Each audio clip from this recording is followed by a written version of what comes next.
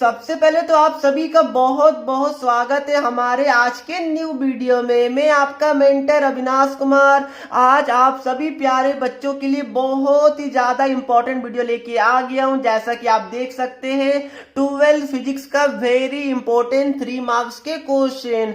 ध्यान रखिएगा कि आज के वीडियो में मैंने आपके लिए टोटल 3 क्वेश्चन 3 मार्क्स वाले पिकअप किया है और जो क्वेश्चन मैंने पिकअप किया वो सीबीएसई बोर्ड के पेपर में ऑलमोस्ट हर एक अल्टरनेट ईयर में रिपीट होते आ रहे हैं। तो ये काफी ज्यादा इंपॉर्टेंट है आप सभी बच्चों के लिए कि ये क्वेश्चन आप लोग बहुत ही अच्छे से प्रैक्टिस कर ले, तभी तो इसका नाम वेरी इंपॉर्टेंट के अंदर रखा गया है। अब देखिए यहाँ पर 3 क्वेश्चन मैंने पिकअप किया, जैसा कि देख सकते हैं यहाँ पर, जैसा कि आपको दिख रहा होगा। तो मैं एक एक करके तीनों क्वेश्चन को डिस्कस करूंगा, आपको अच्छे से सॉल्यूशन बताऊंगा। बट उससे पहले क्या करना है, एक बार आपको वीडियो को पॉज करना है और खुद से ट्राई करना है। उसके बाद आपको अपना सॉल्यूशन जब मैं क्वेश्चन को सॉल्व करूंगा तो वहां से मैच करना है। तो मेरे हिसाब से आपको समझ में आ गया होगा। तो चलिए फ्रेंड सीधा हम लोग चलते हैं क्वेश्चन नंबर 1 की तरफ। बट उससे पहले बताना चाहता हूं कि अगर आप पीसीएम या फिर पीसीबी या फिर पीसीएमबी के स्टूडेंट है और आपका टारगेट एमएसटी सीईटी 2021 एग्जाम को क्रैक करना है तो अनअकैडमी आपके लिए प्रेजेंट करता है मेस्ट्रियोस बैच। मेस्ट्रियो मतलब क्या हो गया, एक्सपर्ट। ध्यान रखिएगा कि यहाँ पर अनअकैडमी के टॉप एडुकेटर बिल्कुल आपको बेसिक से टीच करते करते आपको एडवांस लेवल तक ले जाएंगे। और ये बैच न्यू ईयर में स्टार्ट हो रहा है, मतलब कि 4 जनवरी को ये बिल्कुल न्यू बैच आप सभी 2021 एमएसटी सीईटी बच्चों के लिए स्टार्ट किया जा रहा है।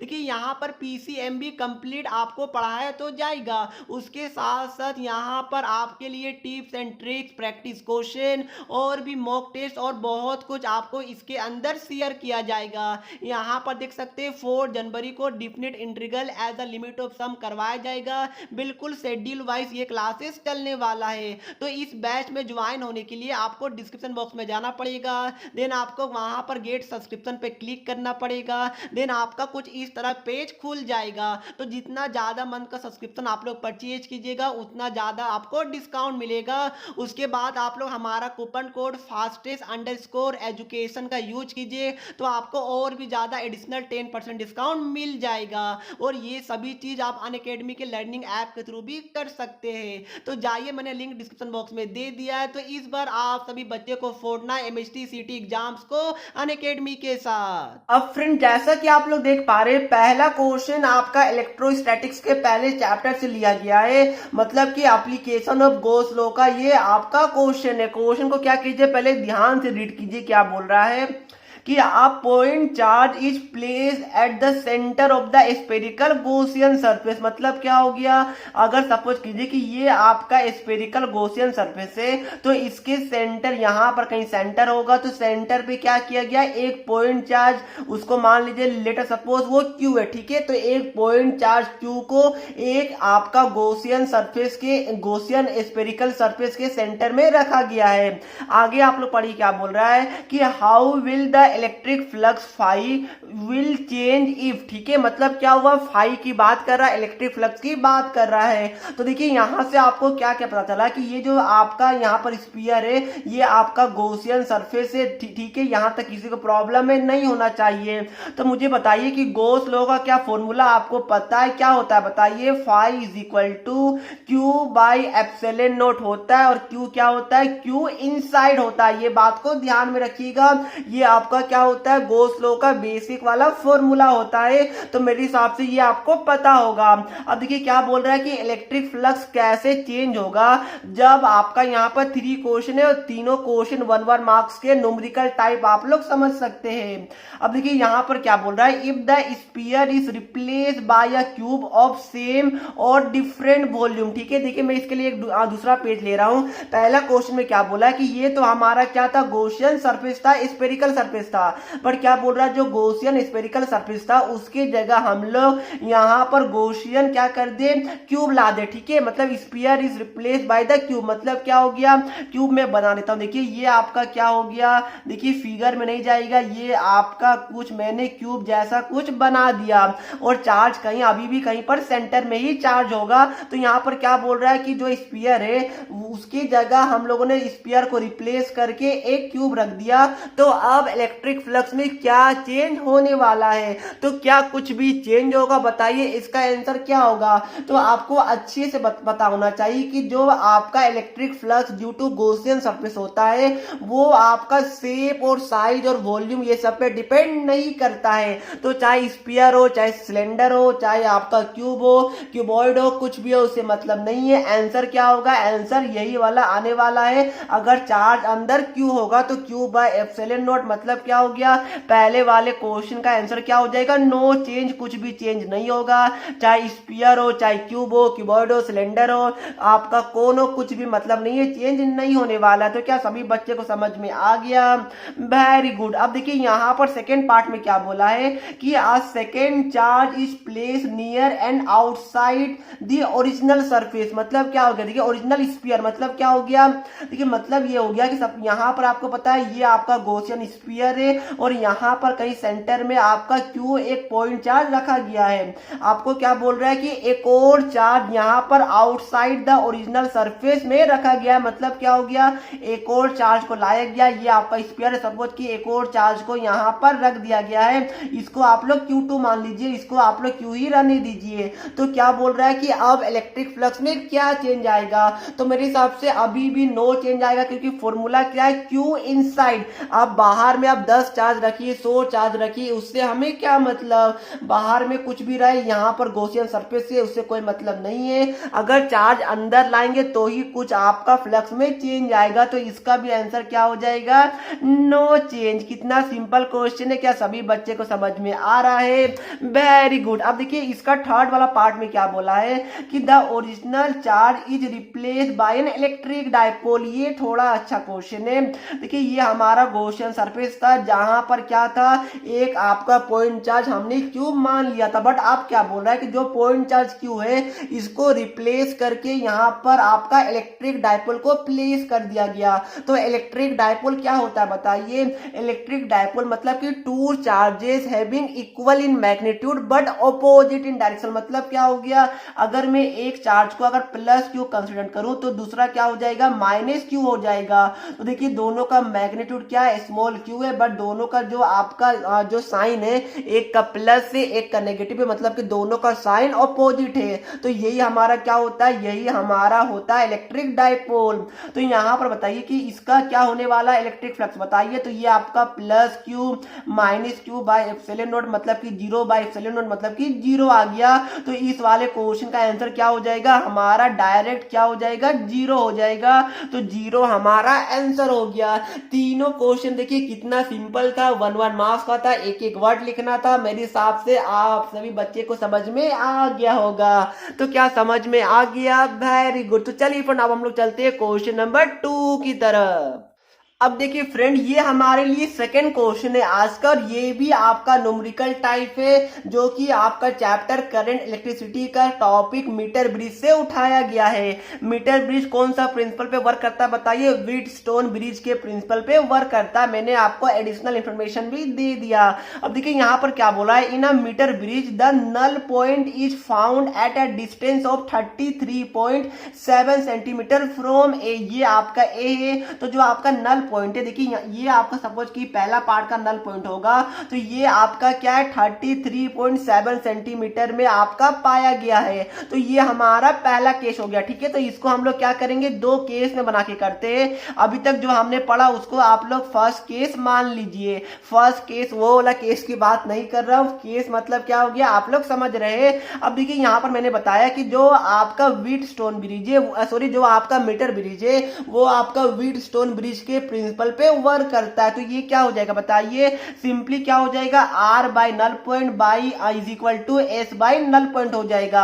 मतलब क्या हो गया, मतलब सिंपल कुछ भी नहीं है। पहला केस में क्या हो जाएगा, आर क्या आपको दिख रहा है, बिल्कुल दिख रहा होगा, आर बाई नल पॉइंट। तो नल पॉइंट आपका कहां पर ऑब्जर्व हुआ बताइए, 33.7 सेंटीमीटर फ्रॉम ए। मतलब क्या हो गया, यहां से यहां तक क्या है, ये हमारा 33.7 सेंटीमीटर है, इज इक्वल टू क्या हो जाएगा, हमारा एस हो जाएगा बाय हमारा क्या हो जाएगा, ये जो आपका कंप्लीट लेंथ होता है ये मीटर ब्रिज का, वो आपका क्या होता है, length of metre bridge wire, ये हमारा 100 सेंटीमीटर होता है। तो ये हमारा एस बाय क्या हो जाएगा, 100 माइनस 33.7 हो जाएगा। क्या यहां तक किसी को डाउट है, सभी बच्चे को समझ में आया? मैंने बोला कि जो मीटर ब्रिज है ये व्हीटस्टोन ब्रिज के प्रिंसिपल पे वर्क करता है। मतलब क्या हो गया, ये बाय ये इज इक्वल टू ये बाय ये हो जाएगा। इसको सॉल्व कीजिएगा तो क्या आ जाएगा बताइए, R by 33.7 is equal to हमारा एस बाय, दोनों को सब्ट्रैक्ट कीजिएगा तो कितना आएगा, क्या 66.3 आएगा। देख लीजिए ये हमारा 67 हो जाएगा, 70 जी बिल्कुल मेरे हिसाब से तो 66.3 आएगा। ये रहा हमारा क्या आ गया। इसको थोड़ा एक स्टेप और आप लोग आगे कर सकते हैं। यहां से क्या कीजिए, आप लोग आर बाई एस निकाल लीजिए। तो ये हमारा 33.7 बाई 66 हमारा 3 आ गया। और इसको आप लोग क्या कीजिए, एक बॉक्स में पैक कर दीजिए। तो यहां तक कोई बच्चे को डाउट है, मेरे हिसाब से तो नहीं होना चाहिए। अब देखिए पहला केस हमने कर लिया। अब आप लोग क्या कीजिए, क्वेश्चन को आगे रीड कीजिए।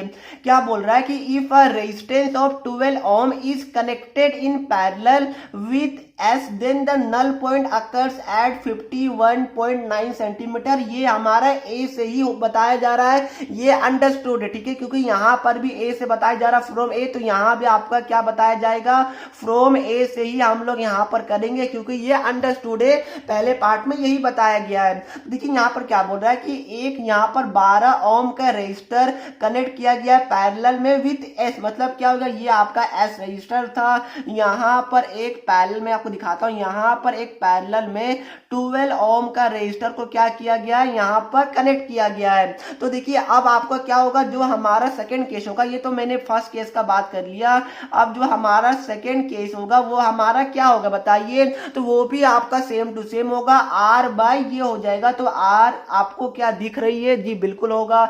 यहां पर क्या हो जाएगा, आर बाय यहां पर नल पॉइंट क्या है, 51.9 सेंटीमीटर में नल पॉइंट को ऑब्जर्व किया गया है, तो ये 51.9 हो गया, इज इक्वल टू क्या इस बार एस होगा, जी बिल्कुल नहीं, एस नहीं होगा। पहले क्या कीजिए, ये दोनों का आप लोग नेट रेजिस्टेंस निकाल लीजिए। तो कैसे निकालेगा बताइए, अगर मैं नेट को यहां पर अगर मैं 1 बाई पी से डिनोट करता हूं, ठीक है, आपका पैरेलल में क्या होता है, 1 by R net is equal to 1 by R1 plus 1 by R2 होता है, जी बिल्कुल होता है। यहां पर आर इन्होंने ऑलरेडी कंसिडर कर लिया, इसलिए मैं आर की जगह पी से डिनोट कर रहा हूं। यहाँ पे चलिए मैं आर की जगह आर डैश से डिनोट करता हूं, ताकि आपको थोड़ा सा फेमिलियर आप लोग रहे आर वर्ड से, आर लेटर से, ठीक है। अब देखिए क्या होगा, ये पैरेलल में तो ये हमारा क्या हो जाएगा, 1/12 प्लस 1/s हो जाएगा। इसको कैलकुलेट कीजिएगा तो मेरे हिसाब से ये क्या हो जाएगा, ये हमारा s प्लस 12 बाय हमारा 12s हो जाएगा। यहां से आपका आर डैश नेट क्या आ गया बताइए, 12s बाई s प्लस 12 आया, जी बिल्कुल आया। तो क्या कीजिए, ये हमारा क्या आ गया, ये जो पूरा नेट है इसकी जगह हमारा क्या आ गया, ये वाला आ गया। तो आपका ये बाय क्या हो जाएगा, नल पॉइंट, ठीक है। तो ये हमारा क्या हो गया, क्या है बताइए, 12s, ये हमारा 12s बाय हमारा s प्लस 12, देख लीजिए वापस यही वाला हमारा आया, जी बिल्कुल आया है, 12s बाय s प्लस 12। फिर आपका ये वाला नल पॉइंट, नल पॉइंट क्या हो जाएगा बताइए, नल पॉइंट आपका 100 माइनस 51.9 हो जाएगा। तो क्या सभी बच्चे को सेकेंड वाला केस भी समझ में आ गया, वेरी गुड। अब क्या कीजिए, इसको आप लोग सॉल्व कीजिए। तो r बाई 51.9 हो गया इज इक्वल टू 12s हो गया बाय हमारा s प्लस 12 हो गया। ये 100 माइनस 51.9 कितना होता है बताइए, क्या 48.1 होता है, जी बिल्कुल होगा, मुझे तो पता है, आपको भी पता होगा। तो ये हमारा 48.1 हो गया। आप क्या कीजिए, ये हमारा r बाय एस को एक जगह कर दीजिए, तो ये हमारा r बाय एस हो गया। इसको ऊपर लेके जाइए तो क्या हो जाएगा बताइए, 12 इंटू 51.9 हो गया बाय हमारा यहाँ पर क्या बच गया, यहाँ पर हमारा बच गया s प्लस 12 बचा जी, बिल्कुल बचा। और यहाँ पर क्या बच गया 48.1 बच गया। अब क्या कीजिए, देखिए ये तो हमारा कुछ इस तरह आ गया, बिल्कुल आ गया। अब क्या कीजिए आप लोग यहाँ से देखिए हमने r/s ऊपर में निकाला था जी, बिल्कुल निकाला था। तो क्या कीजिए यहाँ से जो r/s आया इसको आप लोग यहाँ पर पुट कर दीजिएगा। तो ये हमारा क्या हो जाएगा बताइए, 33.7 बाय 66.3 हो जाएगा, इज इक्वल टू 12 इंटू 51.9 हो जाएगा, बाय हमारा s प्लस 12 48.1 हो जाएगा। अब देखिए यहाँ पर ओनली एक ही वेरिएबल आपको दिख रहा है जो कि आपको s दिख रहा है, तो इसको आप लोग सॉल्व कीजिएगा। प्लस माइनस डिवाइड ये सब तो आपके हाथ में, ये मैं थोड़ी बताऊंगा। तो यहाँ से आप लोग क्या कीजिएगा, s को फाइंड आउट कर लीजिएगा। तो जो भी आपका s आएगा, सपोज कि जो हमारा s है वो हमारा x आया, तो क्या कीजिएगा जो यहाँ पर s है वो यहाँ पर पुट कर दीजिएगा। तो यहाँ से आपका r भी निकल जाएगा, क्योंकि क्वेश्चन में क्या बोला, determine the values of r in s। ठीक है, तो मैंने आपको इक्वेशन बना दिया है, यहाँ से आप लोग s निकाल लीजिएगा, जो भी आएगा यहाँ पर पुट कर दीजिएगा, आपका r भी आ जाएगा। अरे भाई प्लस माइनस तो आपके हाथ में, क्या मैं प्लस माइनस से बता दूं? चलिए मैं आपके लिए r और s का जो एग्जैक्ट आंसर है वो मैं आपको एक बार देख के बता देता हूं कि आपका क्या आने वाला है। देखिए फ्रेंड, कैलकुलेट करने के बाद जो आपका फाइनल आंसर आएगा वो आपका r is equal to 6.86 ohm आएगा and s is equal to 13.50 ohm आएगा। मैं मानता हूँ कैलकुलेशन थोड़ा आपका एग्जैक्ट में नहीं आ रहा है, थोड़ा टाइम लगेगा, बट यार वो तो आप लोग कर ही सकते हैं, क्लास 12 के बच्चे हो गए, क्लास 5, 6, 7 के थोड़ी। तो ये मैंने आपको आंसर बता दिया, आप लोग यहाँ पर आगे कैलकुलेशन कर सकते हैं, वो आपके हाथ में, या फिर छोड़ भी दीजिए, क्योंकि मेन आपका क्या होता है, स्टेप होता है कैलकुलेशन, आप लोग एग्जाम में कर लीजिएगा। और अगर आप लोग इतना भी करते तो आपको 3 में 2.5 मार्क्स मिल जाएगा, बट कैलकुलेशन कर दीजिएगा, हाफ मार्क्स क्यों गवाना। अब देखिए जो हमारा आज का वीडियो का थर्ड क्वेश्चन है, ये थोड़ा सा इलेक्ट्रोमैग्नेटिक वेव से और थ्योरेटिकल टाइप क्वेश्चन है, ध्यान से देखिए, ये भी काफी इंपॉर्टेंट है, ध्यान रखिएगा। मैंने जितना भी क्वेश्चन आप सभी बच्चों के लिए पिकअप किया वो बहुत ज्यादा इंपॉर्टेंट है। मैंने बताया कि हर एक अल्टरनेट ईयर में सीबीएसई में पूछा गया है। अब देखिए यहाँ पर क्या बोल रहा है कि इलेक्ट्रोमैग्नेटिक वेव्स विद वेवलेंथ, यहाँ पर क्या है, यहाँ पर बोला जा रहा है कि इलेक्ट्रोमैग्नेटिक वेव जिसका वेवलेंथ यहाँ पर लैम्डा 1, 2, 3 से डिनोट किया गया है, और यहाँ पर 3 क्वेश्चन देखिए, लैम्डा 1 है ये आपका सैटेलाइट कम्युनिकेशन में यूज होता है, लैम्डा 2 है ये आपका जम्स को किल करने के लिए या फिर वाटर को प्यूरिफाई करने के लिए यूज होता है, और जो लैम्डा 3 है ये आपका leakage of oil in underground pipeline, जो लीकेज होता है अंडरग्राउंड पाइपलाइंस में वो डिटेक्ट करने के लिए यूज होता है, डिटेक्ट करने के लिए यूज होता है। तो आपको क्या बोल रहा है, identify and name the part of electromagnetic spectrum to which this radiation belongs. मतलब क्या हो गया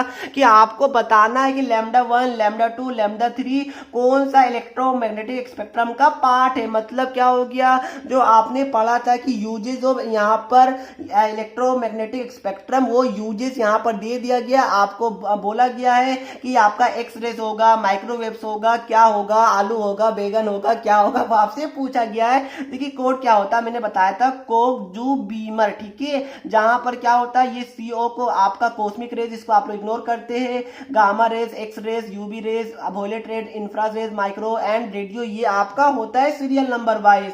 तो यही जो आपका यहां से लेकर यहां तक है, इसी में आपका आंसर होगा, आपको बताना है। तो मुझे ये बताइए कि सैटेलाइट कम्युनिकेशन में कौन सा आपका इलेक्ट्रोमैग्नेटिक स्पेक्ट्रम का पार्ट यूज होता है। तो आपको पता होना चाहिए कि ये हमारा होता है माइक्रोवेव, ठीक है, ये आपका थोड़ा सा थ्योरेटिकल है, तो आपको यहाँ पर समझाने लायक वैसा कुछ है नहीं। तो ये क्या होगा, सैटेलाइट कम्युनिकेशन में आपका माइक्रोवेव यूज होता है। अब देखिए यहाँ पर जो पानी में जो आपका जम्स रहता है उसको मतलब क्या करने के लिए, प्यूरिफाई करने के लिए, या फिर जो जम्स को किल करने के लिए जो वाटर में रहता है उसके लिए कौन सा इलेक्ट्रोमैग्नेटिक स्पेक्ट्रम का पार्ट यूज किया जाता है। तो ये आपको पता होना चाहिए, अल्ट्रा वायलेट रेस, ठीक है। तो ये आप लोग ध्यान में रखिएगा, क्या होता है, अल्ट्रा वायलेट रेस, इसका आंसर हो जाएगा।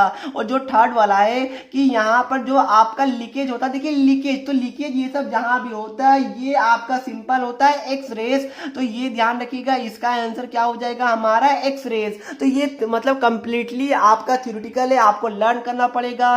सैटेलाइट कम्युनिकेशन के लिए माइक्रोवेव, आपका पानी में जो जम्स है उसको किल करने के लिए अल्ट्रा वायलेट रेस एंड आपका जो आपका अंडरग्राउंड पाइपलाइंस होता है उसमें जो लीकेज होता है यहाँ पर ऑयल का, तेल का, उसको डिटेक्ट करने के लिए एक्स रेज का यूज किया जाता है। तो मैंने आपको तीनों बता दिया। तो आई होप फ्रेंड मेरे सभी प्यारे बच्चों को ये तीनों क्वेश्चन एकदम अच्छी समझ में आ गया होगा। तो चलिए फ्रेंड फिलहाल हम लोग ये वीडियो को यहीं पर समाप्त करते हैं। वीडियो अच्छी लगी तो वीडियो को लाइक कर दीजिएगा और चैनल पे नए आए तो सब्सक्राइब करना बिल्कुल भी नहीं भूलिएगा। तो चलिए फ्रेंड मिलते हैं नेक्स्ट वीडियो में, तब तक के लिए पढ़ते रहिए। जय हिंद, जय भारत।